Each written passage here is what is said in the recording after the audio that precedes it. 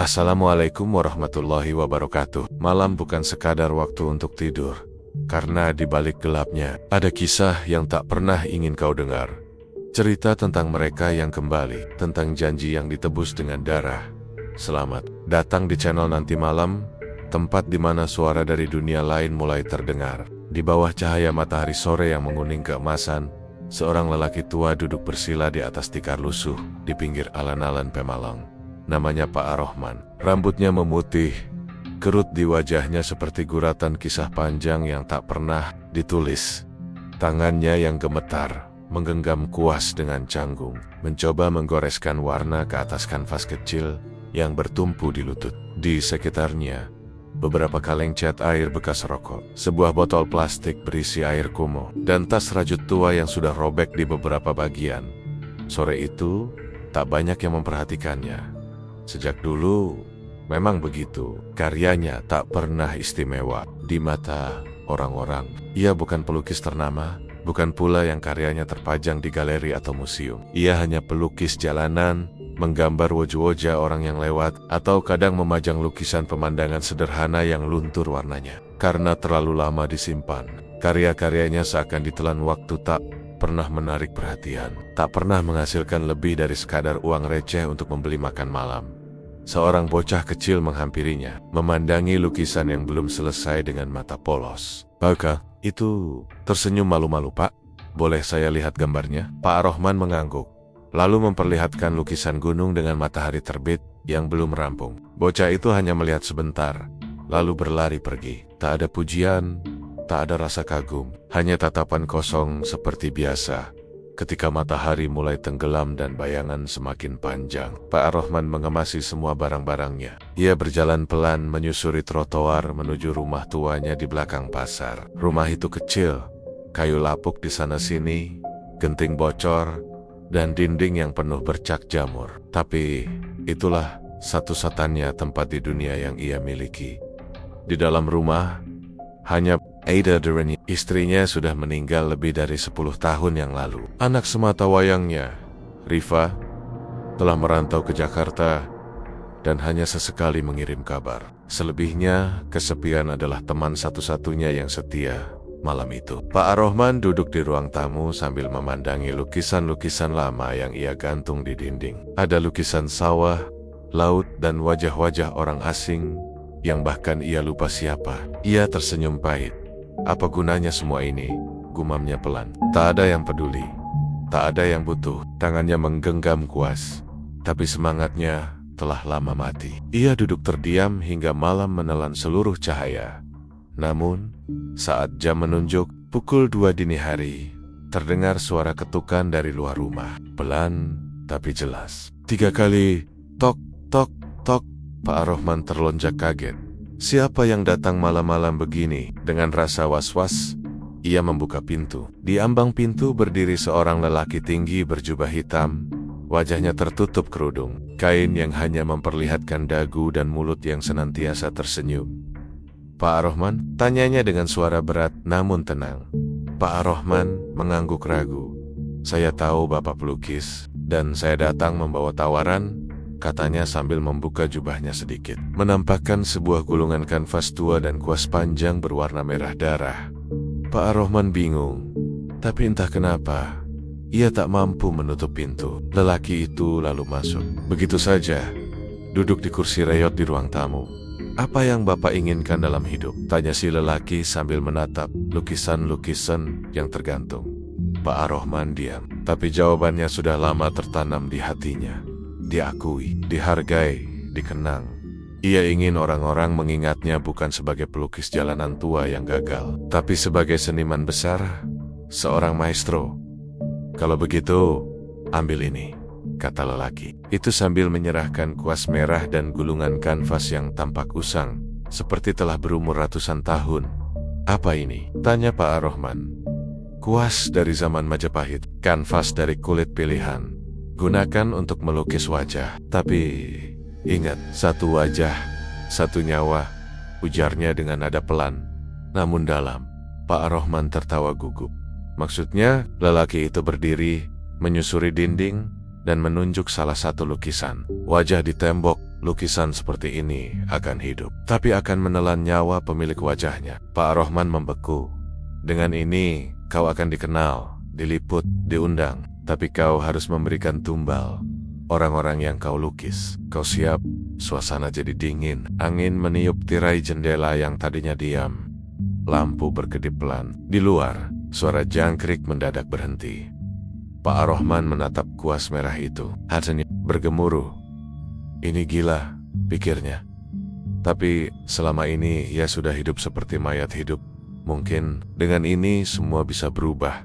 Apa yang akan terjadi kalau saya menolak? Tanyanya.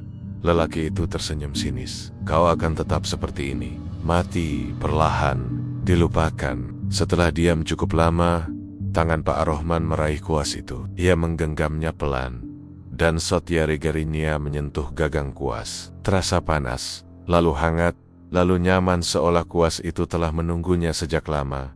Lelaki berjubah itu melangkah, mundur, lalu menghilang begitu saja dalam kabut tipis yang muncul entah dari mana. Pak Rohman terduduk. Ia menatap kuas merah itu lama, sebelum akhirnya berdiri menuju ruang belakang. Ia membuka jendela, menghirup udara malam yang pekat. Ia telah memilih. Dan malam itu, untuk pertama kalinya dalam bertahun-tahun, Pak Rohman melukis dengan gairah penuh. Wajah pertama yang ia lukis adalah wajah bocah kecil yang siang tadi memandangi. Lukisannya, anak itu tertawa dalam kenangan, tapi dalam lukisan, anak itu terlihat menangis. Pagi harinya, warga geger. Bocah kecil yang tinggal di gang belakang ditemukan meninggal mendadak di tempat tidurnya. Matanya terbuka lebar, dan wajahnya seolah sedang menatap lukisan yang tidak pernah ada. Dan di ruang tamu, rumah tua Pak Rohman, tergantung sebuah lukisan wajah bocah itu. Kini tampak sempurna. Matanya hidup, bibirnya sedikit tersenyum. Pak Rohman menatapnya, dan tersenyum puas. Sejak malam ia menyelesaikan lukisan pertama dengan kuas merah itu. Ada perasaan aneh yang mengendap di hati Pak Rohman, sebuah perpaduan antara kebanggaan dan ketakutan. Ia belum pernah merasa segagah ini saat memegang kuas. Goresan tangannya terasa lebih hidup, lebih bernyawa, seolah-olah bukan dirinya yang melukis, melainkan sebuah kekuatan tak kasat mata yang menggerakkan jemarinya. Tapi di sisi lain, wajah bocah yang ia lukis terus menghantuinya. Bukan karena penyesalan, tapi karena ketakjuban. Wajah itu, meski hanya lukisan, tampak begitu nyata. Sorot matanya seperti memancarkan kehidupan dan kesedihan. Keesokan harinya, lukisan itu ia letakkan di trotoar tempat biasa ia menggelar dagangan. Warna dan detailnya mencolok, berbeda dari karyanya sebelumnya. Orang-orang mulai menghampiri, menatap lukisan itu dengan kagum, lalu saling berbisik, "Pak, lukisan ini bagus banget. Siapa yang Bapak lukis?" Tanya seorang perempuan muda berhijab sambil membungkuk mendekat. "Anak kecil yang kemarin duduk di sini," jawab Pak Rohman tenang. Perempuan itu terdiam, matanya membelalak. "Anak itu yang ditemukan meninggal tadi pagi di gang belakang pasar?" Pak Rohman pura-pura kaget. Ia hanya mengangguk kecil. "Ya Allah, serem banget ya. Tapi lukisan ini, Masya Allah, detail sekali," gumamnya lirih. Dan seperti itulah awalnya. Orang-orang mulai berdatangan. Bukan hanya karena ingin melihat lukisan, tapi karena rasa penasaran dan misteri yang menyelimutinya. Beberapa mulai memotret dan mengunggahnya ke media sosial. Nama Pak Rohman Pelen-Pelen mencuat dari balik bayang-bayang ketidakpedulian. Dari pelukis tua yang dilupakan, kini ia menjadi bahan perbincangan. 3 hari kemudian, seorang wartawan lokal datang menghampirinya. Lelaki berkacamata dengan kemeja kotak-kotak itu memperkenalkan diri sebagai Reno dari media Pemalang News. "Pak Rohman, saya tertarik dengan lukisan Bapak. Boleh saya wawancarai?" tanyanya ramah. Pak Rohman mengangguk. Ia tak banyak bicara, tapi ia paham bahwa inilah momen yang telah lama ia tunggu. Ia ingin dikenal, ia ingin diakui.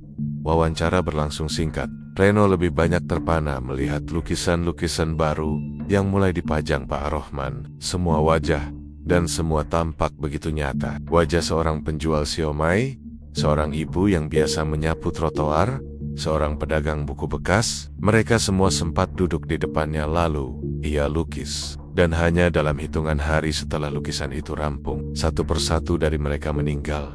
kematian mereka memang terlihat wajar di mata orang awam. Kecelakaan, sakit mendadak, atau kecelakaan kecil yang menjadi fatal. Tapi Pak Rohman tahu itu bukan kebetulan. Itu adalah harga dari keindahan.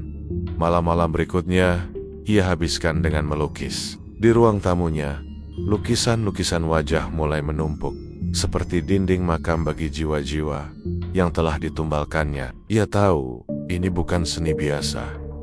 Ini bukan kreativitas belaka. Ini adalah ritual. Setiap goresan kuas adalah jalinan perjanjian yang tak bisa dibatalkan. Tapi anehnya, Pak Rohman tidak merasa takut. Ia tidak diliputi rasa bersalah. Bahkan ia merasa damai. Seakan-akan lukisan-lukisan itu mengisi kekosongan dalam hidupnya. Ia bicara pada mereka. Ia menyapa mereka saat bangun tidur. Bahkan, kadang ia merasa lukisan-lukisan itu membalas tatapannya, seperti teman lama yang setia. Suatu malam, saat sedang menyelesaikan lukisan baru seorang ibu, penjual gorengan di depan SD, tiba-tiba ia merasakan hawa dingin menusuk dari belakang. Ia menoleh, tak ada siapa-siapa, tapi tirai jendela bergerak pelan. Padahal semua jendela tertutup. Lalu, terdengar suara gemeretak halus seperti bisikan. Ar-Rohman, masih belum cukup. Suara itu seperti datang dari balik dinding. Pak, Ar-Rohman menggenggam kuasnya lebih erat. Matanya menyipit. Siapa kau? Tanyanya pelan. Tak ada jawaban. Tapi dari lukisan-lukisan yang terpajang, tampak salah satu di antaranya berubah. Wajah seorang pria tua kini mengalirkan air mata darah. Pak Rohman melangkah mundur. Suaranya tercekat. Kau, kenapa menangis? Namun lukisan itu hanya diam. Dan saat ia menyentuhnya, matanya membelalak. Lukisan itu hangat. Seperti kul manusia, ia segera mundur. Terduduk di lantai, dadanya bergemuruh. Ia tahu ini bukan sekadar seni gelap. Ini adalah jalan yang telah ditandai sejak awal. Dan ia kini terlalu dalam untuk mundur. Keesokan harinya, kabar tentang kematian ibu penjual gorengan menyebar di pasar. Orang-orang mulai berbisik tentang Pak Ar-Rohman. Ada yang takut, ada yang mengagumi, dan banyak yang merasa penasaran. Lukisannya menjadi magnet. Bahkan seorang kolektor seni dari Semarang datang dan membeli 3 lukisan wajah dengan harga puluhan juta. Pak Ar-Rohman mulai hidup berkecukupan. Rumahnya direnovasi sedikit, ia membeli perabot baru, bahkan mulai terlihat mengenakan baju bersih dan rapi di alun-alun. Tapi di balik senyumnya, ada mata yang terus memperhatikan. Warga sekitar mulai merasa curiga. Terlalu banyak kematian yang berdekatan dengan lukisan wajah Pak Ar-Rohman. Terlalu sering ia melukis seseorang, lalu orang itu meninggal. Namun bagi Pak Ar-Rohman, semua itu tak penting. Yang penting, ia kini hidup sebagai pelukis besar. Ia mulai dikenal, ia dihargai, ia dikenang. Tapi yang belum ia sadari adalah satu pertanyaan yang belum sempat ia pikirkan. Sampai kapan? Dan malam itu, saat ia duduk sendiri di ruang tengah, menatap lukisan-lukisan yang tersusun rapi, terdengar suara ketukan dari pintu depan. Lagi-lagi, 3 kali. Tok, tok, tok. Ia membuka pintu perlahan. Dan sosok yang sama seperti malam pertama berdiri di sana. Lelaki berjubah hitam, wajah tersembunyi, hanya senyum yang terlihat dari balik kain penutup. Bagus, ujarnya tenang. Kau sudah buktikan, tapi waktunya belum selesai. Pak Ar-Rohman menelan ludah. Apa maksudmu? Kau harus melukis seseorang yang sangat kau sayangi. Jawabnya pelan. Pak Ar-Rohman menegang. Tidak bisa. Tapi itu syarat terakhir. Jika ingin lukisanmu abadi. Pak Ar-Rohman menggeleng. Tapi lelaki itu hanya tertawa pelan, lalu lenyap dalam kabut yang entah dari mana datangnya. Malam itu, Pak Ar-Rohman tidak tidur. Ia duduk di kursi tuanya, menggenggam kuas merah yang kini terasa lebih berat dari biasanya. Di hadapannya, terbentang kanvas putih. Ia mencoba mengabaikan bisikan yang terus mengganggu di dalam kepalanya. Tapi tak bisa, karena di tangannya kini tergambar bayangan seorang gadis anak perempuannya yang kini tinggal di Jakarta. Wajah Rifa, wajah anak satu Satania yang telah lama tak ia peluk. Dan malam itu, kuasnya mulai bergerak sendiri.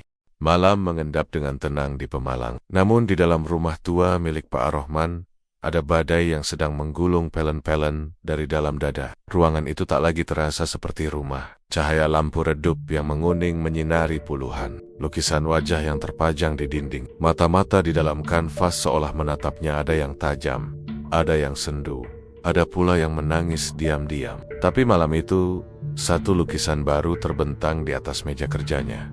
Masih kosong, masih putih, namun di benaknya sudah tergambar jelas wajah yang hendak ia lukis. Wajah Rifa, anak semata wayangnya. Harapan terakhir yang dulu ia banggakan. Satu-satunya orang yang memberinya arti hidup setelah istrinya tiada. Rifa kini sudah dewasa, bekerja di Jakarta sebagai karyawan butik. Mereka tak terlalu sering bertukar kabar. Namun sesekali Rifa menelepon, sekadar menanyakan kabar atau mengirim uang kecil sebagai bentuk perhatian. Bagi Pak Ar-Rahman, Rifa adalah cahaya terakhir yang membuat hatinya tak sepenuhnya mati. Namun kini, cahaya itu justru menjadi syarat untuk abadi.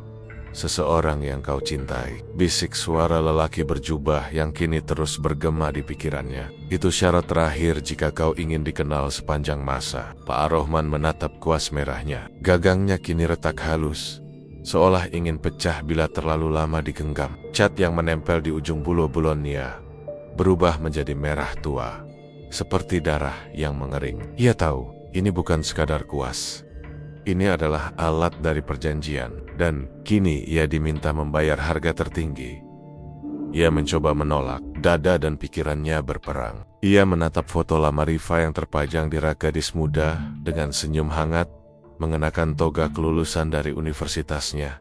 Air mata mulai mengalir di pipinya. Ia menyeka kasar, menggertakkan gigi, mencoba melawan. Namun semakin ia menolak, semakin kuat dorongan itu muncul. Lukisan-lukisan di dinding seperti hidup. Wajah-wajah dalam kanvas bergerak perlahan, seperti meringis, menyeringai, menatapnya dengan sorot mata yang tak manusiawi. Kau tak bisa berhenti, kata mereka. Sudah terlalu dalam. Akhirnya, Pak Ar-Rahman mengalah. Dengan tangan gemetar, ia mulai menggoreskan kuas itu ke kanvas putih. Goresan pertama, ia lukis garis wajah. Perlahan-lahan, sorot mata Rifa mulai muncul. Alisnya, hidungnya, bibirnya. Semakin lama, wajah itu semakin hidup. Ia mencoba berhenti di tengah jalan, namun kuas itu seolah memiliki nyawanya sendiri. Jemarinya bergerak tanpa kendali. Peluh membanjiri keningnya. Nafasnya terengah-engah. Dan ketika lukisan itu selesai, Pak Ar-Rahman terjatuh ke lantai. Lukisan Rifa menatap balik ke arahnya. Wajah itu tersenyum, tapi senyum yang dingin. Makhluk itu bergerak, berkedip. Pak Ar-Rahman menjerit dan melempar kuasnya ke pojok ruangan. Malam itu, ia tak tidur. Ia hanya duduk di sudut, memeluk lutut sambil mengawasi lukisan itu. Ia berharap pagi datang cepat, dan semua yang terjadi hanyalah mimpi buruk. Namun pagi datang dengan kabar buruk. Sebuah telepon masuk dari nomor Rifa, tapi bukan suara anaknya yang terdengar. Maaf, apakah ini keluarga dari Rifa Ar-Rahman? Suara itu formal, dingin dan tajam. Pak Ar-Rahman berdiri lemas. Iya, saya ayahnya. Kami dari Rumah Sakit Umum Jakarta Selatan. Putri Anda mengalami kecelakaan saat menyeberang jalan pagi tadi. Sekarang dalam kondisi koma. Telepon itu nyaris terlepas dari tangan Pak Ar-Rahman. Tubuhnya goyah, kakinya lemas. Namun hatinya tahu, ini bukan kecelakaan. Ini adalah harga. Lukisan itu belum sepenuhnya mengambil nyawa Rifa, tapi telah merenggut jiwanya. Ia mengunci diri di kamar selama 3 hari. Ia tak makan, tak bicara, hanya memandangi lukisan Rifa setiap malam. Ia mendengar suara tangis perempuan dari dalam kanvas. Tangis lirih, penuh luka. Ia tahu, Rifa sedang berjuang di antara hidup dan mati. Lukisan itu belum selesai sepenuhnya. Ia masih punya waktu, masih bisa menebus, masih bisa menghentikan semua ini. Pada malam keempat, ia membakar dupa dan duduk bersila di depan lukisan itu. Ia berdoa, berteriak, memohon, tapi tak ada jawaban. Sampai akhirnya, sosok berjubah itu kembali muncul dari kegelapan sudut ruangan. Kau tak bisa menebus, katanya dingin. Kembalikan Rifa, teriak Pak Ar-Rahman. Air matanya tumpah satu. Nyawa harus diganti dengan nyawa lain. Pak Ar-Rahman menatapnya penuh kebencian. Aku akan menggantikan Rifa. Ambil aku saja. Lelaki berjubah tersenyum, lalu mendekot. Tangannya yang panjang mengangkat wajah Pak Ar-Rahman. Baik, tapi kau harus menyelesaikan satu lukisan terakhir. Lukisan dirimu sendiri. Pak Ar-Rahman terdiam. Bibirnya bergetar. Ia tahu, ini akan menjadi akhir. Tanpa berkata apa-apa lagi, ia bangkit perlahan, mengambil kuas merah yang sudah ia buang, dan menyiapkan kanvas baru. Tangannya gemetar, namun kali ini, ia tak melawan. Ia mulai menggambar wajahnya sendiri, garis demi garis, kerut demi kerut, matanya, rambutnya, janggut tipis, di dagu. Sambil melukis, ia melihat dirinya sendiri di cermin kecil di meja. Sorot matanya kosong, tapi tekadnya bulat. Saat lukisan itu selesai, ia roboh.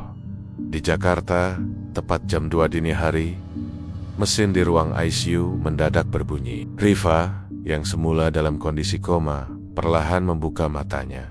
Dokter berlari masuk. Para perawat histeris. Gadis itu sadar. Napasnya kembali teratur. Dan di Pemalang, di rumah kecil di belakang pasar itu, warga menemukan Pak Ar-Rahman pagi harinya dalam kondisi tak bernyawa. Ia duduk di kursinya, tersenyum kecil, dengan kuas merah yang masih tergenggam di tangan. Di hadapan lukisan dirinya sendiri telah selesai dengan mata yang menutup dan wajah damai seolah tidur panjang. Namun yang membuat bulu kuduk merinding adalah bahwa di dinding rumah itu, semua lukisan wajah yang dulu dipajang kini kosong. Wajah-wajah itu telah menghilang, yang tersisa hanya kanvas putih. Seolah-olah semua jiwa yang pernah ia lukis telah dibebaskan, setelah nyawanya sendiri menjadi tumbal terakhir. Dan dari kejauhan, di kegelapan yang tak bernama, sosok berjubah hitam berjalan perlahan, membawa kuas merah dan sebuah kanvas yang kini tergambar wajah Pak Ar-Rahman. Matanya tersenyum, tangannya menggenggam erat. Ia tak butuh pujian. Ia sudah memiliki apa yang ia inginkan, jiwa seorang seniman yang rela mati demi dikenang. Dan di dunia ini, nama Ar-Rahman akan hidup dalam mitos sebagai pelukis dari Pemalang, yang konon setiap lukisannya adalah makam bagi satu jiwa. 2 minggu telah berlalu sejak kematian Pak Ar-Rahman. Pemalang mulai tenang kembali, atau setidaknya mencoba untuk tenang. Rumah kecil di belakang pasar itu kini kosong. Lukisan-lukisan yang dulu memenuhi dinding telah disimpan oleh aparat setempat sebagai barang bukti, dan sebagian lain dibawa oleh kolektor seni yang berlamba-lamba memburu warisan terakhir dari sang maestro misterius. Nama Pak Ar-Rahman mendadak naik ke permukaan. Media nasional meliput kisahnya dengan berbagai sudut pandang. Sebagian mengangkatnya sebagai seniman terkutuk. Sebagian lain menyebutnya sebagai pelukis genius yang menyimpan rahasia kelam. Namun di balik segala kehebohan itu, ada satu tempat yang kini menjadi pusat perhatian baru. Galeri Arwah Ar-Rahman. Sebuah ruang seni kecil yang disulap dari bangunan tua di pinggir alun-alun Pemalang oleh seorang pengusaha muda bernama Malik. Ia mengaku sebagai murid spiritual Pak Ar-Rahman, meskipun tak seorang pun mengenalnya sebelumnya. Tapi Malik datang dengan penuh keyakinan dan membawa belasan lukisan sisa peninggalan Pak Ar-Rahman yang katanya belum pernah dipamerkan. Ia mengaku mendapatkannya langsung dari gudang tersembunyi di rumah sang maestro yang tak ditemukan oleh aparat. Galeri itu cepat sekali jadi perbincangan. Dari luar, bangunannya tampak biasa saja, hanya cat hitam kelam dengan papan kayu besar bertuliskan Galeri Ar-Rahman, lukisan terakhir. Tapi begitu memasuki pintunya, atmosfer langsung berubah hening. Ding-ding ruangan dipenuhi lukisan wajah-wajah yang tampak seperti mengintai para pengunjung. Lampu-lampu temaram menggantung rendah, memberi pencahayaan redup yang memantulkan bayangan aneh di setiap sudut. Warga yang datang ke sana merasakan hal yang sama. Udara berat, seperti ada sesuatu yang menekan dada. Sebagian pengunjung mengaku melihat mata lukisan berkedip. Sebagian lagi merasa pundaknya disentuh ketika sedang mengamati salah satu potret. Bahkan, ada seorang anak kecil yang mendadak kejang-kejang dan pingsan di tengah ruangan. Setelah sebelumnya menangis karena digodain tante di dalam lukisan, namun bukannya menjauhkan orang-orang, cerita-cerita mistis itu justru menarik lebih banyak pengunjung. Rasa takut yang dicampur penasaran membuat galeri itu selalu ramai setiap malam Jumat. Apalagi saat Malik membuka sesi tur malam khusus untuk para penikmat misteri. Di antara pengunjung yang datang, ada satu perempuan muda berkerudung, berkacamata, yang selalu berdiri diam di sudut ruangan. Ia tak pernah masuk terlalu dalam, hanya berdiri di depan satu lukisan-lukisan yang digantung paling tengah. Diberi tirai putih dan lampu sorot langsung dari atas. Lukisan itu bergambar seorang pria tua dengan janggut putih tipis, mata dalam yang teduh, dan senyum kecil yang sangat dikenal olehnya. Ya, itu wajah ayahnya Pak Ar-Rahman. Perempuan itu adalah Rifa. Setelah siuman dari koma, ia merasa hidupnya berubah. Ia tak bisa menjelaskan apa yang ia alami saat berada dalam keadaan tidak sadar. Tapi ia masih mengingat bayangan wajah yang menangis di tengah kegelapan. Ia mendengar ayahnya berbisik dari kejauhan, meminta maaf dan mengucapkan selamat. Tenggo. Dan kini berdiri di depan lukisan itu. Ia bisa merasakan kehadiran sosok yang telah memberinya hidup kembali. Namun rasa itu bukan hanya haru, ada pula amarah, luka, pertanyaan. Mengapa ayahnya memilih jalan sekelam itu? Mengapa ia sanggup menjadikan nyawa orang-orang sebagai tumbal untuk kejayaan seni? Mengapa di akhir hidupnya ia justru bersekutu dengan kegelapan? Malam itu, Rifa memutuskan untuk menyusuri galeri hingga ke dalam. Ia berjalan perlahan di antara pengunjung, menatap satu persatu lukisan yang tergantung. Wajah-wajah itu beragam. Muda, tua, laki-laki, perempuan, ada yang tersenyum tipis, ada yang tampak ketakutan, ada pula yang seperti sedang berteriak dari dalam kanvas. Ia merinding, tapi ia terus berjalan, hingga menemukan sebuah pintu kecil di pojok ruangan, bertuliskan, khusus. Tanpa pikir panjang, ia membuka pintu itu. Di dalamnya, hanya ada satu ruangan kecil, dengan satu lukisan di tengahnya. Tidak digantung, hanya diletakkan di atas meja kayu lapuk. Dan saat Rifa melihatnya, tubuhnya nyaris roboh. Itu adalah lukisannya sendiri. Ia tahu, it's a direct. Gambar itu begitu hidup. Ia memakai baju yang sama seperti saat terakhir pulang ke Pemalang. Rambutnya disisir rapi, matanya tajam tapi sembab. Tapi ada sesuatu yang mengganggu dari lukisan itu. Air mata merah mengalir dari kedua matanya. Lukisan itu menangis darah. Cantik, ya. Suara berat terdengar dari belakangnya. Rifa berbalik cepat, dan di sana berdiri Malik, pria yang disebat-sebat sebagai murid spiritual ayahnya. "Kamu, dari mana kamu dapat lukisan ini?" tanya Rifa dengan suara bergetar. "Dari ruang tersembunyi di rumah ayahmu." "Kamu, lukisan pertamanya yang gagal?" jawab Malik datar. "Gagal? Ia tak bisa membunuhmu. Ia terlalu mencintaimu." Lukisan itu berhenti di tengah. "Setengah jiwamu sempat tersedot, tapi ia mengorbankan dirinya agar kamu kembali utuh." Rifa terdiam. Dadanya berdegup kencang. Di kepalanya, potongan-potongan ingatan kembali berkelebat. Suara ayahnya, tatapan penuh harap, dan rasa hangat yang membawanya kembali ke dunia, menyentuh lukisan itu pelan. Permukaannya dingin seperti es. "Lukisan itu belum selesai," ujar Malik pelan. Rifa menoleh. "Apa maksudmu? Kalau kamu sentuh terlalu lama, ia bisa menyelesaikan dirinya sendiri." Rifa segera menarik tangannya. Tapi saat itu juga, cahaya lampu berkedip, lalu mati. Ruangan menjadi gelap gulita. Suara angin menggulung dari dalam lukisan. Terdengar bisikan, jeritan, dan suara gemeretak seperti jari-jari patah. Rifa mundur pelan-pelan, tapi tak ada jalan keluar. Pintu di belakangnya lenyap entah kemana. Sementara itu, di luar galeri, pengunjung mulai panik. Semua lampu padam. Lukisan-lukisan bergerak sendiri. Salah satu pengunjung berteriak karena melihat wajah dari lukisan yang ia pandangi, mengerjap dan menatap balik. Seorang ibu tua pingsan setelah merasa lehernya dicekik oleh seseorang dari dalam lukisan. Malik berdiri di tengah galeri dengan wajah datar, lalu mengangkat tangannya tinggi-tinggi. Suara-suara dari lukisan makin keras. Angin berputar kencang di dalam bangunan, dan satu persatu lukisan mulai meleleh. Wajah-wajah dalam kanvas berteriak, seperti diseret keluar dunia. Lalu, suara ledakan kecil terdengar dari ruang khusus. Saat semua kembali tenang, para pengunjung sudah kabur. Galeri, dan di ruang kecil itu, hanya ada satu lukisan. Tersisa lukisan Rifa. Tapi kini, matanya tertutup. Senyumnya tenang, dan tak ada darah lagi mengalir dari pipinya. Namun tak ada seorang pun. Menemukan Rifa, Ia menjelan. Malik pun tak pernah terlihat lagi setelah malam itu. Galeri itu ditutup dan disegel oleh aparat. Tapi kabarnya, setiap malam Jumat Kliwon, terdengar suara kuas digoreskan ke kanvas dari dalam ruangan terkunci itu.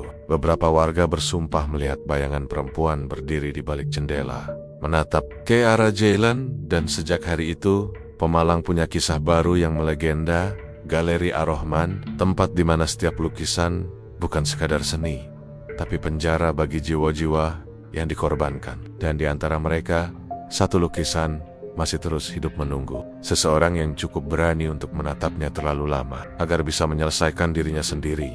Hari-hari berlalu sejak lukisan misterius itu berhasil membuat Pak Ar-Rahman dikenal luas. Galeri-galeri kecil di kota Pemalang mulai melirik karyanya. Bahkan ada yang datang dari luar kota untuk memesan lukisan padanya. Namun, sejak malam Pak Ar-Rahman membuat perjanjian gelap itu, suasana di rumahnya tidak pernah benar-benar tenang.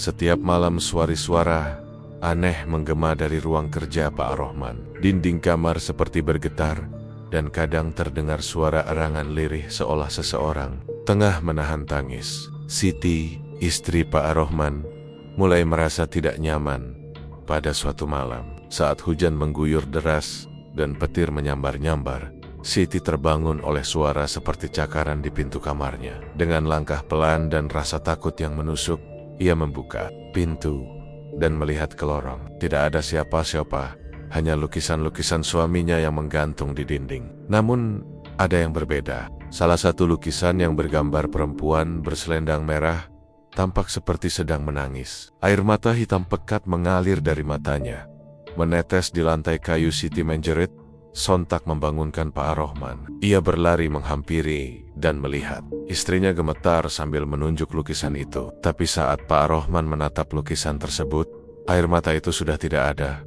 "Sudah, Sid, mungkin kamu hanya bermimpi. Jangan terlalu banyak pikiran," ucap Pak Ar-Rahman mencoba menenangkan. Meskipun sebenarnya hatinya tidak tenang, namun malam-malam berikutnya justru makin aneh. Siti mulai sering melihat sosok perempuan berselendang merah berdiri di pojok rumah. Kadang terlihat di dapur, kadang di halaman belakang, hanya berdiri dan menatap tajam ke arahnya. Ketika Pak Ar-Rahman menanyakan hal itu kepada dukun tua tempatnya, dahulu berjanji, dukun itu hanya tertawa kecil. "Itu tandanya roh penjaga lukisanmu mulai haus. Dia minta bayarannya, roh." Pak Ar-Rahman merinding. Ia tahu betul perjanjian itu tidak gratis. Dukun itu berkata bahwa setiap lukisan yang ia buat dengan media khusus harus diberi persembahan. Persembahan berupa energi kehidupan makhluk hidup. Pak Ar-Rahman mulai kehilangan akal sehatnya. Untuk mempertahankan keberhasilannya, ia diam-diam membunuh kucing-kucing liar dan menggunakan darahnya sebagai campuran cat. Hasil lukisan yang dihasilkan semakin mencekam, tapi justru itulah yang membuat banyak orang menyukainya. Lukisan-lukisan itu seperti hidup, penuh emosi, membuat siapapun yang menatapnya merasa tersedot ke dalamnya. Namun tak hanya kucing yang menjadi korban. Suatu malam, seorang bocah pengamen yang biasa berkeliaran di sekitar rumah Pak Ar-Rahman menghilang. Beberapa tetangga sempat melihat bocah itu duduk di depan rumahnya malam sebelumnya, menunggu belas kasihan. Tapi sejak itu, tak pernah terlihat lagi. Anehnya, keesokan harinya, Pak Ar-Rahman memamerkan lukisan baru. Seorang anak kecil dengan mata kosong menatap lurus ke depan. Siti curiga, wajah bocah itu mirip sekali dengan pengamen yang hilang.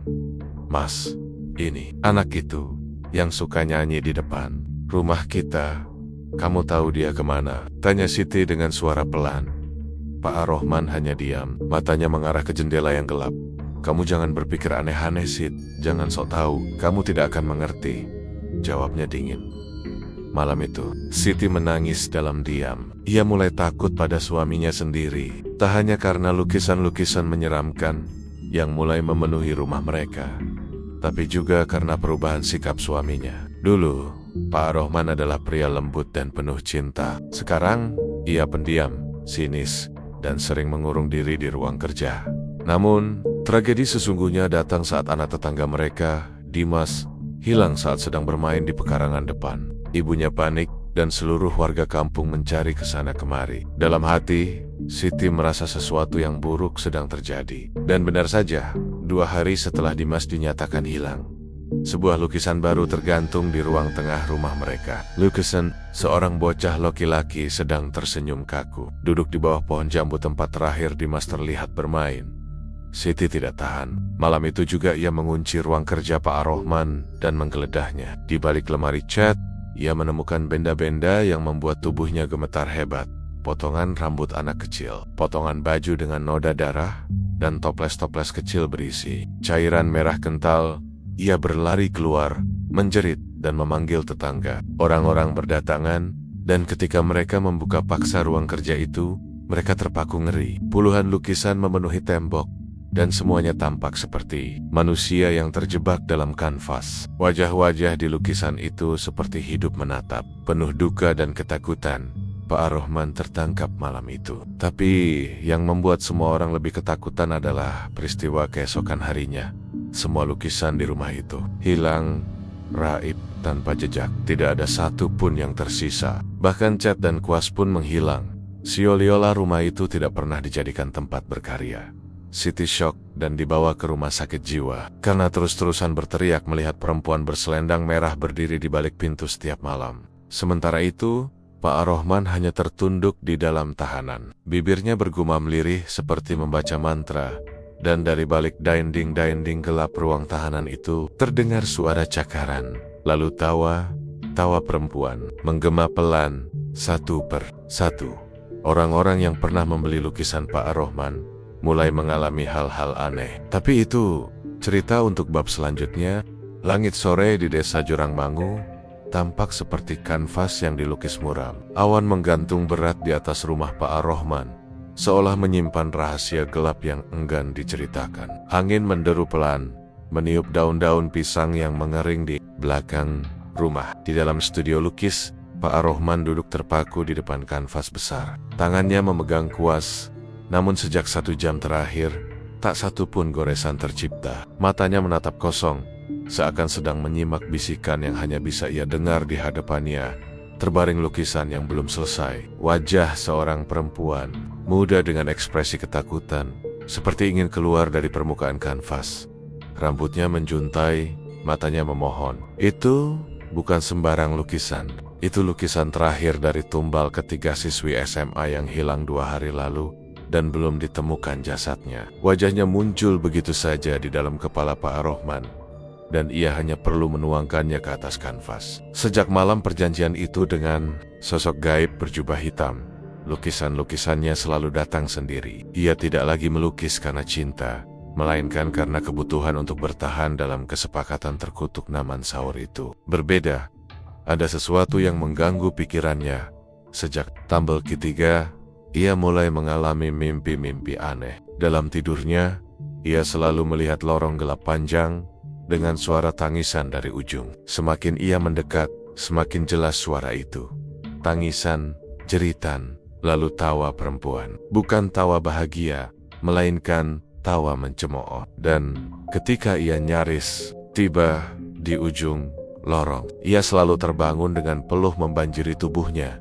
Ia mencoba mengusir bayangan-bayangan itu, tapi kegelisahan makin menjadi. Bahkan Arga, anak semata wayangnya yang masih kecil, mulai bicara sendiri di sudut ruangan. Istrinya, Bu Rani, juga semakin sering melamun dan terlihat pucat. Ada malam di mana Bu Rani terbangun dengan mata melotot, lalu berkata, Kamu ngapain narik dia dari lorong itu, Ro? Dia belum waktunya." Pak Ar-Rahman mulai curiga.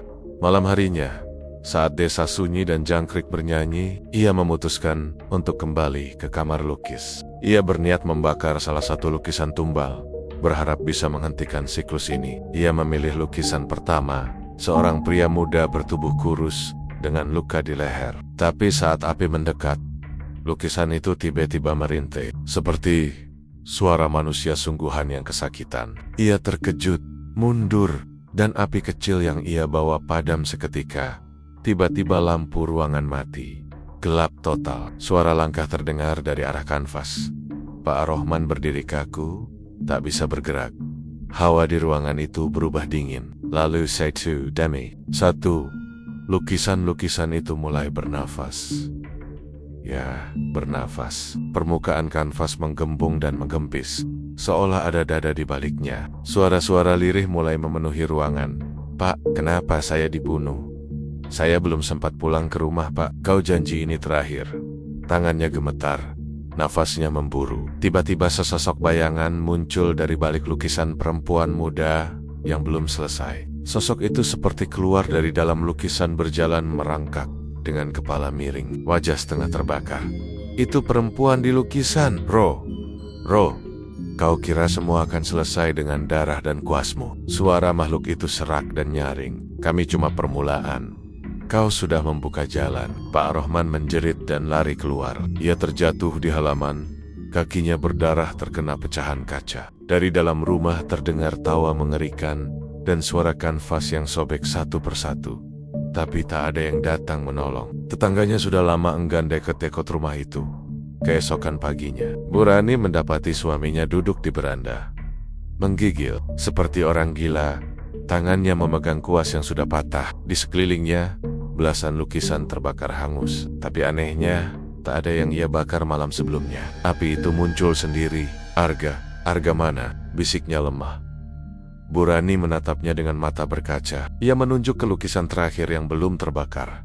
Di sana, tergambar seorang bocah kecil berdiri di pinggir sumur tua, menatap lurus ke arah pelukisnya.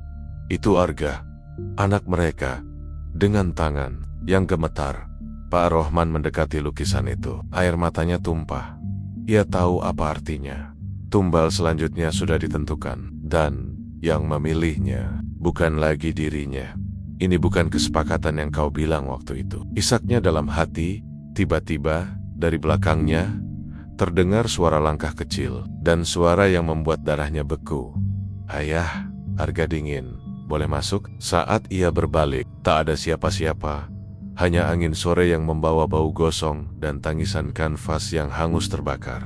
Hari-hari setelah peristiwa malam itu berubah menjadi neraka bagi keluarga Pak Rohman. Rumah mereka kini senyap seperti makam. Hanya sesekali terdengar suara kuas menggores kanvas dari dalam studio. Meski tidak ada yang melukis seyak lukisan. Arga muncul di antara deretan kanvas terkutuk. Pak Rohman tak lagi keluar rumah. Ia menutup semua jendela, mengunci pintu-pintu, bahkan memaku lemari-lemari agar tidak terbuka sendiri. Bu Rani hanya bisa menangis dalam diam karena suaminya sudah berubah menjadi sosok yang tak ia kenali.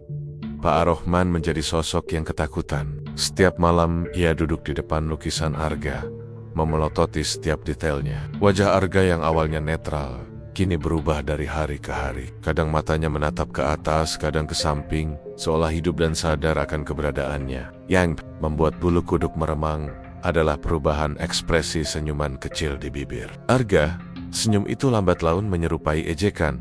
Aku nggak mau anakku jadi tumbal," teriak Pak Rohman suatu malam, membanting kuas ke lantai. Namun tak ada jawaban, tak ada petunjuk bagaimana menghentikan kutukan ini. Ia sudah mencoba membakar lukisan, menyiramnya dengan air suci dari kiai, kampung, bahkan pernah mencoba menusuknya dengan paku panjang. Tapi keesokan harinya, lukisan itu selalu utuh, bersih, seakan baru selesai dilukis. Pak Rohman akhirnya memutuskan satu hal gila. Ia akan mencari makhluk yang memberinya pesugihan itu. Beberapa bulan lalu, saat ia hampir bangkrut dan gila karena semua karya lukisannya tak laku, ia bertemu dengan lelaki tua misterius di pasar malam. Lelaki itu mengaku sebagai sang kurator, seorang pemilik galeri dunia gaib. Dengan nada meyakinkan, ia menjanjikan karir meledak, pesanan melimpah, bahkan akan dikenal hingga luar negeri dengan satu syarat. Pak Rohman harus melukis berdasarkan visi dari entitas dunia lain. Tumbal akan datang dengan sendirinya, dan ia hanya perlu menggambarnya. Dalam kontrak tak tertulis itu, tiap lukisan adalah kunci membuka galeri jiwa, tempat arwah tersimpan abadi. Ia menerima tawaran itu karena putus asa. Kini, ia ingin memutus perjanjian itu. Ia menyusuri hutan tua di pinggiran desa Sikasur, tempat pertama kali ia bertemu lelaki itu. Tengah malam, dengan membawa lukisan Arga yang ia gulung dan ikat di punggung, ia berjalan sendiri, hanya ditemani obor kecil dan jimat pemberian dukun tua di pasar. Tak ada suara burung malam, tak ada hembusan angin. Hutan itu seperti beku, gelap dan mencekam. Setelah menelusuri jalan setapak, ia tiba di sebuah pondok kayu reot yang sudah separuh rubuh. Di sana, ia mendengar suara gamelan lirih, seolah datang dari dasar bumi. Dan kemudian, suara itu muncul dari belakangnya. Ar-Rahman, kenapa kau datang lagi?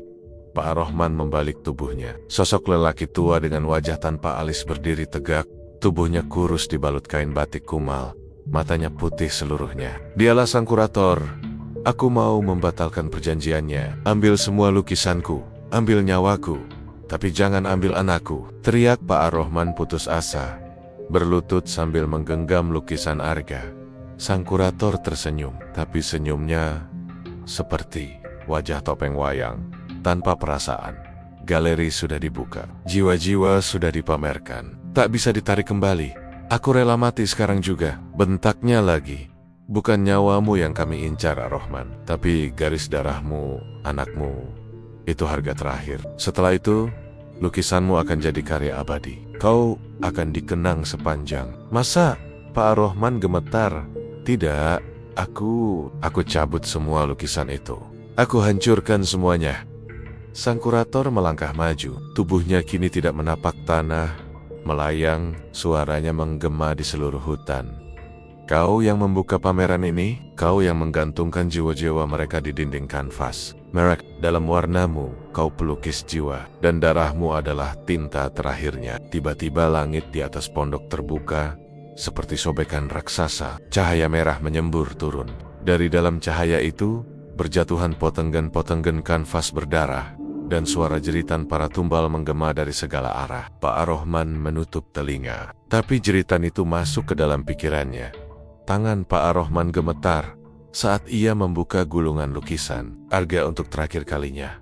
Tapi lukisan itu kini kosong. Tak ada gambar Arga, hanya sebuah tulisan di pojok kiri bawah. Seperti goresan darah. Ayah, aku sudah dipanggil lebih dulu. Pak Ar-Rahman menjerit. Ia berlari keluar hutan dengan histeris. Tanpa arah, ia tidak tahu bahwa di saat yang sama, di rumahnya, Burani tengah menjerit karena Arga hilang dari kamarnya. Jendela terbuka lebar, di lantai kamar, hanya tersisa selembar kertas putih dengan tulisan tangan Arga yang belum lancar. Maaf, Ibu, Ayah butuh aku untuk menyelesaikan lukisannya. Sejak hari itu, Arga tak pernah ditemukan. Pak Ar-Rahman kembali ke rumah dengan tubuh luka-luka dan pikiran kacau. Ia tidak lagi melukis. Studio itu ia kunci dan kuncinya ia lempar ke sungai. Ia hanya duduk di depan rumah, menatap langit sore yang selalu tampak kelabu. Setiap kali angin lewat, ia bisa mendengar suara anak kecil tertawa pelan di telinganya di malam hari. Jika kau lewat depan rumah itu, kau mungkin akan mendengar suara goresan kuas dari dalam studio yang terkunci. Padahal tak ada siapa-siapa di sana. Dan di pameran seni bergengsi internasional yang digelar di Singapura, muncul satu lukisan misterius berjudul Putra Terakhir. Lukisan itu menggambarkan seorang anak kecil berdiri di tengah lorong lukisan-lukisan berdarah, menatap langsung ke mata penonton dengan senyuman menyedihkan. Pelukisnya tak diketahui, tapi di pojok kanvas tertulis satu nama samar. Malam itu hujan turun deras, mengguyur seluruh penjuru desa Kaligelang. Angin bertiup kencang, mengguncang-guncang daun bambu dan pepohonan tua di sekitar rumah Pak Ar-Rahman. Di dalam ruang kerjanya yang remang, Pak Ar-Rahman duduk terpaku di depan sebuah kanvas kosong. Matanya merah, penuh kelelahan dan tekanan yang tak bisa diucapkan. Tangannya gemetar saat memegang kuas, seakan-akan tubuhnya menolak untuk melukis. Namun ada sesuatu yang lebih kuat memaksanya untuk terus bekerja. Sudah hampir seminggu, suara itu kembali terdengar setiap malam dari sudut ruang bawah tanah. Suara rintihan, tangisan lirih, dan bisikan mencekam yang hanya bisa ia dengar sendiri. Dan setiap kali suara itu datang, Pak Ar-Rahman tahu waktunya telah tiba untuk menyelesaikan satu lukisan lagi, satu jiwa lagi, satu tumbal lagi. Namun kali ini berbeda. Lukisan yang akan ia buat bukanlah potret pesanan, bukan pula gambar pemandangan seperti biasanya. Kali ini ia akan melukis wajah seseorang yang sangat dikenalnya, istrinya sendiri, Burani. Sejak pesugihan itu berjalan, ia diberi anugerah oleh makhluk halus penunggu gua tua di perbukitan selatan Pemalang. Setiap lukisan yang dibuat dengan darah, keringat, dan sedikit potongan rambut atau kuku dari seseorang akan membuatnya terkenal dan kaya. Tapi syaratnya satu jiwa sebagai tumbal untuk satu lukisan sempurna. Ia telah mengorbankan banyak orang, bahkan sahabat masa kecilnya, termasuk pemuda kampung bernama Sarman yang tiba-tiba hilang beberapa bulan lalu. Tak ada yang pernah menemukan jejaknya. Desa mulai resah. Namun Pak Ar-Rahman selalu tampak tak bersalah, menyembunyikan wajah gelisahnya di balik ketenangan dan lukisan-lukisan yang dipamerkan di kota Bu. Rani akhir-akhir ini mulai curiga. Ia sering terbangun di malam hari mendengar suara aneh dari ruang bawah tanah. Pernah suatu malam, ia nekat masuk diam-diam dan melihat lukisan-lukisan menakutkan tergantung di dinding. Semuanya menampilkan wajah orang-orang yang dikabarkan hilang. Matanya membelalak saat ia melihat satu lukisan yang belum selesai, namun sudah tampak garis-garis wajahnya sendiri. Sejak saat itu, Bu Rani berubah. Ia menjadi pendiam, penuh curiga, dan mulai menjaga jarak dari suaminya. Tapi Pak Ar-Rahman tahu. Ia tahu bahwa waktunya makin sempit. Sosok hitam yang datang dalam mimpi-mimpinya mulai mengancam. Jika ia tak menyerahkan satu jiwa lagi sebelum bulan purnama keempat, maka bukan hanya kekayaan yang hilang, tapi seluruh jiwa keluarganya akan dikorbankan malam itu. Ketika Bu Rani tertidur di kamarnya, Pak Ar-Rahman berjalan perlahan dengan langkah pelan, membawa pisau kecil dan sebotol tinta darah yang ia simpan sejak minggu lalu. Tangannya gemetar, bukan karena takut, tapi karena perasaan campur aduk antara kesedihan dan keputusasaan. Ia mencintai istrinya, tapi ia juga telah terlalu dalam masuk ke dunia pesugihan ini. Tak ada jalan keluar. Namun saat ia membuka pintu kamar, Bu Rani tak ada di tempat tidur. Yang tertinggal hanya secarik kertas berisi tulisan tangan. "Aku tahu semuanya, Mas. Aku tahu tentang lukisan dan tumbalmu. Aku tak mau jadi korban berikutnya. Jangan cari aku. Aku akan melaporkan semua ini ke polisi. Semoga Tuhan membalas semua perbuatanmu." Pak Ar-Rahman terpaku. Tubuhnya lemas seketika. Dunia seakan runtuh di sekelilingnya. Ia segera keluar rumah, berlari di tengah hujan, menyusuri jalan desa yang gelap dan becek. Ia mencari ke rumah tetangga, ke warung, ke musola. Tapi Bu Rani tak ada di mana-mana. Warga yang ia temui hanya menggeleng. Sebagian bahkan menatapnya dengan pandangan curiga, seolah mereka pun sudah mulai tahu sesuatu yang janggal darinya. Malam semakin larut. Petir menggelegar. Angin menggila. Saat Pak Ar-Rahman kembali ke rumahnya dalam keadaan basah kuyup, suara itu datang lagi lebih keras, lebih jelas. Dari balik ruang bawah tanah, terdengar suara tangisan wanita. Namun kali ini bukan tangisan hantu. Tangisan itu mirip dengan suara Bu Rani. Dengan tubuh gemetar, ia membuka pintu ruang bawah tanah. Tangga kayu berderit saat ia melangkah turun. Aroma amis menyengat, menusuk hidung. Di pojok ruangan, terlihat sesosok tubuh perempuan dengan tangan terikat dan mulut dilakban. "Rani," bisiknya. Sosok itu mengangkat kepalanya. Matanya penuh teror. Namun sebelum Pak Ar-Rahman bisa melepaskan ikatan di tubuh istrinya, bayangan hitam besar muncul dari dinding, merangkak cepat, seperti kabut yang hidup. Makhluk itu menggeram, menggenggam bahu Pak Ar-Rahman dengan cakar gelapnya. Suaranya bergema di seluruh ruang. "Terlambat.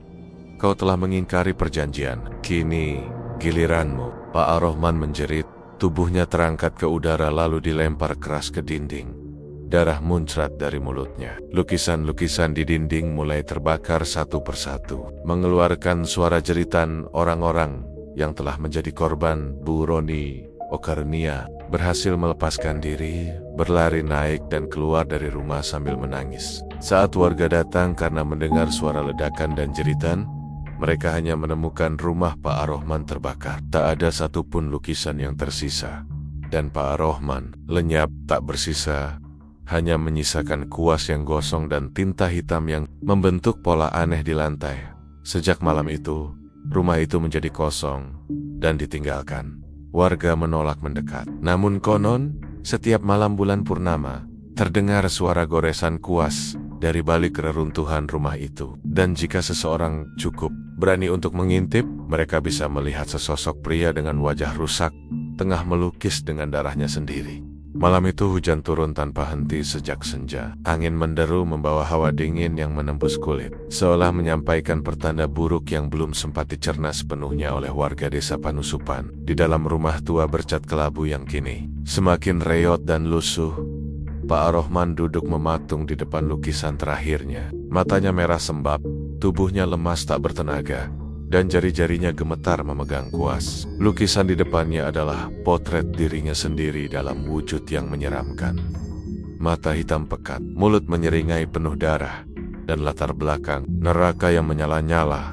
Sudah 2 hari lamanya ia tidak tidur. Bayangan-bayangan korban tumbalnya datang silih berganti. Bukan hanya menghantui mimpinya, tapi juga merasuk ke dalam setiap hembusan napas dan detak jantungnya. Seyok Kamasya, Tony, pemuda desa yang menjadi tumbal terakhir, suara-suara dari balik dinding rumah sering terdengar memanggil namanya. Kadang seperti rintihan, kadang seperti jeritan. Bahkan suara Sari, anaknya sendiri yang mati tragis beberapa bulan lalu, kini hadir dalam tiap lukisan yang ia buat. Wajahnya selalu muncul, meski tak ia gambar, seperti roh penasaran yang tak terima dijadikan korban.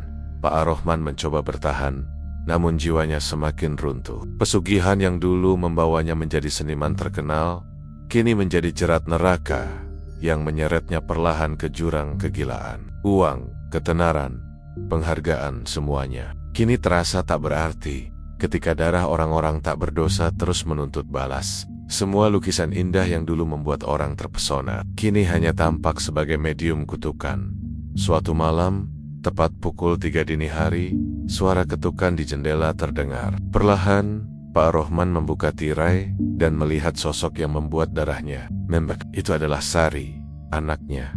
Tapi dalam wujud yang tak utuh, wajahnya penuh luka. Mata hitam melotot dan mulutnya robek hingga ke telinga. Tanpa suara, makhluk itu menunjuk ke arah ruang lukis. Dengan gemetar, Pak Ar-Rahman mengikuti isyarat itu. Di dalam ruang lukis, semua kanvas kosong kini menampilkan wajah korban pesugihannya. Ada Tony, Pak Lurah, Bu Yanti, Bokan Dartosi, tukang kaju. Semua menatapnya dengan tatapan marah dan menusuk. Suara-suara mulai memenuhi ruangan. Mereka semua berteriak bersamaan. "Bayar utangmu!" Pak Ar-Rahman jatuh terduduk. Ia memohon ampun. Ia meronta, menangis, menyebut nama Tuhan. Tapi tak ada yang datang menolong. Tiba-tiba kuas di tangannya bergerak sendiri, main koret-koret kanvas terakhir dengan darah dari jari-jarinya yang tergores. Lukisan itu kini memperlihatkan gambaran rumahnya sendiri yang dilalap api, dan ia dalam posisi tergantung dengan lidah terjulur.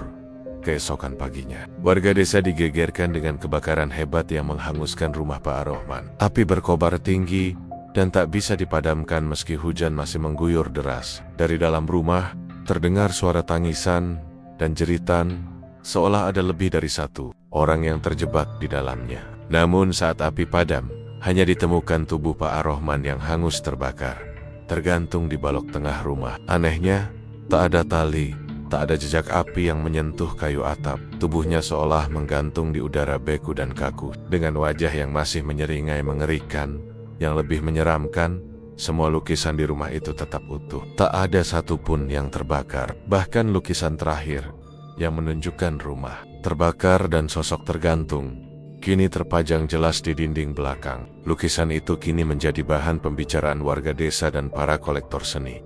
Namun tak satu pun berani menyentuhnya. Bahkan kabarnya, setiap yang mencoba membelinya atau menyimpannya di rumah akan mengalami kejadian janggal, gangguan roh, suara jeritan, bahkan mimpi buruk yang tak pernah berakhir. Desa Panusupan pun kembali menjadi tenang, tapi sekaligus menyimpan kisah kelam tentang seorang pelukis yang menukar jiwanya demi ketenaran. Nama Pak Ar-Rahman kini tinggal cerita sebagai legenda horor di tengah desa. Rumahnya yang telah menjadi puing-puing hangus tetap dibiarkan, tak dibangun ulang, seolah menjadi peringatan abadi bahwa segala bentuk keserakahan akan berakhir dalam azab. Dan lukisan-lukisan itu yang dulu memukau dunia seni kini menjadi peninggalan kutukan. Tak ada yang tahu di mana semuanya berada sekarang. Ada yang bilang satu persatu lukisan itu hilang, dibawa makhluk dari dunia lain. Ada juga yang percaya lukisan-lukisan itu akan kembali muncul saat ada jiwa baru yang haus akan ketenaran dan siap membuat perjanjian yang sama Namun satu hal yang pasti, suara ketukan di jendela saat malam sepi masih sering terdengar oleh warga sekitar. Suara yang sama, suara Sari memanggil ayahnya, atau mungkin mencari korban baru. Sejak peristiwa kebakaran rumah Pak Ar-Rahman, suasana desa Panusupan berubah. Meski kehidupan perlahan kembali normal, namun bayang-bayang tragedi itu tak pernah benar-benar pergi. Rumah yang hangus terbakar kini ditumbuhi rumput liar. Dinding yang tersisa menghitam seperti arang, dan bau hangus masih terasa saat angin berembus kencang di malam hari. Tak ada satupun warga yang berani mendekat, apalagi melintasi area itu selepas maghrib. Mereka percaya arwah Pak Ar-Rahman dan para korban pesugihannya masih bergentayangan. Desas-desus tentang kutukan lukisan pun menyebar keluar desa. Salah satu lukisan Pak Ar-Rahman pernah dilelang di Jakarta secara diam-diam oleh kolektor yang tak percaya takhayul. Namun, beberapa hari setelah lukisan itu dipajang di galeri, pemiliknya ditemukan tewas dalam kondisi mengerikan, tergantung dengan mata terbelalak dan mulut ternganga. Tak ada tanda kekerasan, tak ada pelaku, hanya lukisan yang kini tampak berbeda. Latar di belakangnya menjadi lebih gelap, dan seolah muncul siluet sosok pria tua yang tersenyum sinis. Lukisan-lukisan itu seperti hidup, terus berubah, menyerap penderitaan, dan memperlihatkan wujud baru setiap kali nyawa melayang. Mereka adalah peninggalan kutukan, saksi bisu dari perjanjian terlarang antara seorang seniman dan makhluk gaib dari dunia gelap. Tak ada yang tahu pasti siapa yang pertama kali menawarkan pesugihan itu kepada Pak Ar-Rahman, tapi semua sepakat bahwa jalan yang ia tempuh berujung pada kehancuran. Orang-orang yang mengenal Pak Ar-Rahman dulu mengenangnya sebagai pria pendiam, penuh semangat, berkesenian. Namun setelah kematian anaknya dan berubah menjadi terkenal secara misterius, mereka sadar sesuatu telah berubah. Wajahnya memang selalu ramah, tapi sorot matanya menyimpan ketakutan. Ia bukan lagi pelukis biasa. Ia adalah perantara antara dunia manusia dan dunia arwah dan kuasnya. Bukan lagi alat seni, tapi alat penarik tumbal. Kini, kisah Pak Ar-Rahman menjadi legenda yang sering diceritakan dari mulut ke mulut. Anak-anak kecil dilarang melukis wajah orang lain sembarangan, terutama di malam hari. Para seniman yang datang ke desa selalu diingatkan agar berhati-hati jika tiba-tiba mendapatkan ilham tak wajar atau mimpi bertemu pria tua berkopiah dengan jari-jari penuh cat merah. Sebab dipercaya itu adalah tanda awal bahwa pesugihan seni telah mengincar jiwa baru. Dan ketika malam sedang sunyi, terutama saat bulan gelap tanpa cahaya, penduduk sekitar mengaku masih mendengar suara goresan kuas dari arah reruntuhan rumah Pak Ar-Rahman. Goresan lembut, seperti seseorang sedang menyelesaikan lukisan terakhirnya. Tapi siapa yang ia gambar sekarang? Tak ada yang tahu. Atau mungkin belum.